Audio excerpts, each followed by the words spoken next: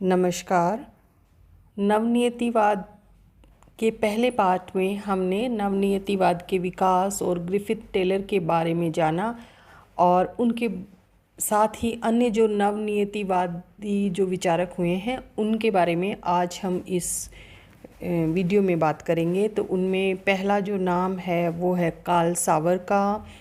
Karl सावर जो थे वो शुरुआत में संभववादी विचारक थे, लेकिन धीरे धीरे समय के साथ साथ उनका झुकाव जो है वो आधुनिक जो नियतिवाद है या जो नवनियतिवाद है उसकी तरफ हुआ। और सावर का विचार था कि ह्यूमन को नेचुरल एनवायरनमेंट जो है उसके अकॉर्डिंग अपने आप को कुछ बदल कर अनुकूलित कर लेना चाहिए, साथ ही साथ उसमें कुछ परिवर्तन करके, यानी नेचुरल एनवायरनमेंट जो है उसके साथ अपने आप को अनुकूलित कर लो, थोड़ा सा उसमें परिवर्तन कर दो और उसके साथ उसके बाद में एडजस्टमेंट कर लेना चाहिए। लेकिन उनसे पहले वाले जो नियतिवादी थे वो ये मानते थे कि मानव को प्रकृति के साथ साथ अनुकूलन ही करना चाहिए, यानी उन्होंने एडजस्टमेंट वाली जो बात थी उस पर बल नहीं दिया, बल्कि उन्होंने एडप्टेशन पे बल दिया। जबकि जो नवनियतिवादी हैं वो समायोजन यानी एडजस्टमेंट पे बल देते हैं। और कार्ल सावर ने प्रकृति और मानव के जो संबंध हैं उनको टाइम के अकॉर्डिंग, समय की जो गति है उसके अनुसार उन्होंने उसके 4 जो रूप हैं वो बताए। तो पहला जो है वो होता है वातावरण का मानव पे नियंत्रण, यानी एक तरह से हम जो देखें तो मानव विकास की या सभ्यता के विकास की जो पहला स्टेप है वो है जो जितना भी फिजिकल एनवायरनमेंट है उसका मानव पे कंट्रोल होता है। दूसरा है वातावरण का मानव पे प्रभाव, कि उसका जो कंट्रोल है, कंट्रोल की बजाय अब वो जो है एकदम कठोर नियंत्रण की बजाय वो इन्फ्लुएंस में परिवर्तित हो गया, अब उसका प्रभाव है। और तीसरा जो है समय के अनुसार उन्होंने बताया मानव एवं वातावरण के बीच प्रत्युत्तर यानी रेस्पॉन्स, अब दोनों के बीच में जो इंटरेक्शन है वो लगभग बराबरी का यहाँ हो रहा है। और तीसरा जो उन्होंने बताया वह है वातावरण एवं मानव के मध्य सामंजस्य, एडजस्टमेंट।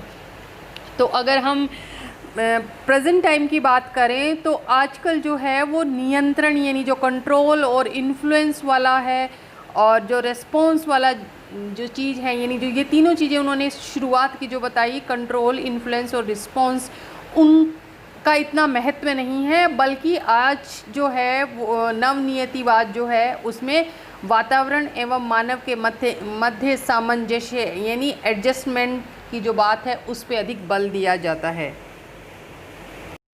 और सावर के बाद जो अगले नवनिश्चयवादी विचारक हैं वे हैं A.F. मार्टिन, जो कि एक ब्रिटिश भूगोलवेत्ता थे। और इन्होंने नवनिश्चयवाद को वैज्ञानिक नियतिवाद माना और उन्होंने ये कहा कि कॉज एंड इफ़ेक्ट यानी कारण और प्रभाव एक जो चीज़ होती है उसके द्वारा हम हमारे एनवायरनमेंट में जो भी कोई घटना होती है उसकी हम व्याख्या कर सकते हैं। उनके अनुसार भूगोल में निश्चयवाद संभववाद की अपेक्षा कारण तथा प्रभाव की कसौटी पर अधिक ठीक तथा खरा सिद्ध होता है। अतः वे निश्चयवाद को ही वैज्ञानिक एवं सैद्धांतिक दृष्टि से मान्यता देने के पक्ष में हैं। उनका यह तर्क है कि प्रत्येक कारण का प्रभाव और प्रत्येक प्रभाव का कोई न कोई कारण होना अनिवार्य है और अक्सर कारण तथा प्रभाव के बीच में अनेक उपकारण एवं उपप्रभाव होते हैं। और उन्होंने ही ये कहा कि determinism must exist but the chain of cause and effect is very complicated. ये जो विचारक हैं वे हैं एल्सवर्थ हंटिंगटन, जिनको मूलतः निश्चयवाद का समर्थक माना जाता है क्योंकि उन्होंने मानव के रहन सहन और उसके व्यवसायों पर प्राकृतिक प्रभाव को मान्यता दी।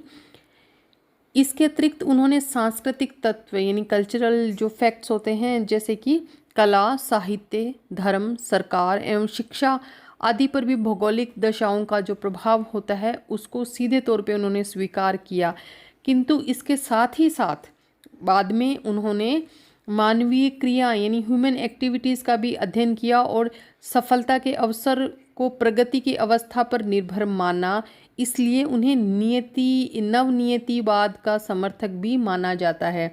यानी बाद में जो उनकी आस्था थी वो वैज्ञानिक नियतिवाद में हो गई और 20वीं शताब्दी के पूर्वार्ध में लिखित उनकी कई सारी जो बुक्स हैं उसमें उनके इन विचारों की झलक मिलती है। और इसी क्रम में अगला जो नाम है वो है ब्रिटिश भूगोलवेत्ता हर्बर्टसन का, जो भी नीतिवाद के समर्थक थे। उन्होंने प्राकृतिक जो वनस्पति है उसको प्रमुख निर्धारक मानते हुए विश्व को प्राकृतिक प्रदेशों में विभक्त किया, यानी उसमें उनको विभाजित किया। और उन्होंने ये सिद्ध करने का प्रयास किया कि प्राकृतिक प्रदेशों में न केवल प्राकृतिक तत्वों की बल्कि मानवीय तत्वों की भी समानता पाई जाती है। यानी जो नेचुरल जो फैक्ट्स हैं और ह्यूमन जो फैक्ट्स हैं वो एक जो नेचुरल रीजन है उसमें एक जैसे होंगे, उनमें कई सारी सिमिलैरिटीज़ पाई जाएंगी। उनका मानना था कि मनुष्य पर भौतिक शक्तियों का प्रभाव इतना प्रबल होता है कि वह मानव जीवन तथा उसके क्रियाकलापों से प्रकट होता है। और ब्रिटिश जो भूगोलविद हैं H.J. फ्लूअर, उन्होंने प्रकृति के साथ मानवीय पक्ष पर भी उन्होंने बल दिया। उन्होंने उनके विचार से ह्यूमन रीजन जो होते हैं यानी मानव प्रदेश जो होते हैं वह जलवायु एवं पर्वतों की सीमाओं को भी लांघ जाते हैं।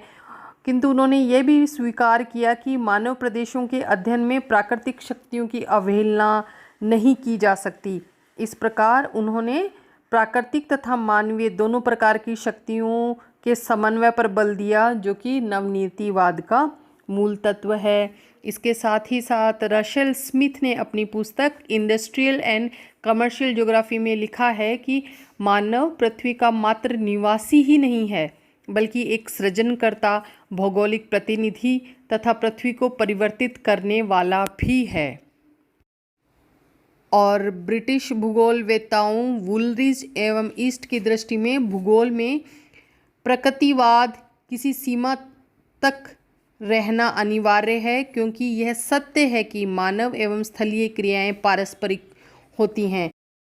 और इसी प्रकार G.R. लेवथवेट ने मार्टिन के विचारों से सहमति व्यक्त करते हुए लिखा है कि भूगोलवेत्ता दावे के साथ नहीं कहते कि भौगोलिक पर्यावरण ही मानव क्रियाओं का अकेला या सर्वाधिक महत्वपूर्ण निर्धारक है। वे केवल यह कहते हैं कि उनका विशिष्ट कार्य अन्य की अपेक्षा निर्धारकों के इस समूह का परीक्षण करना है।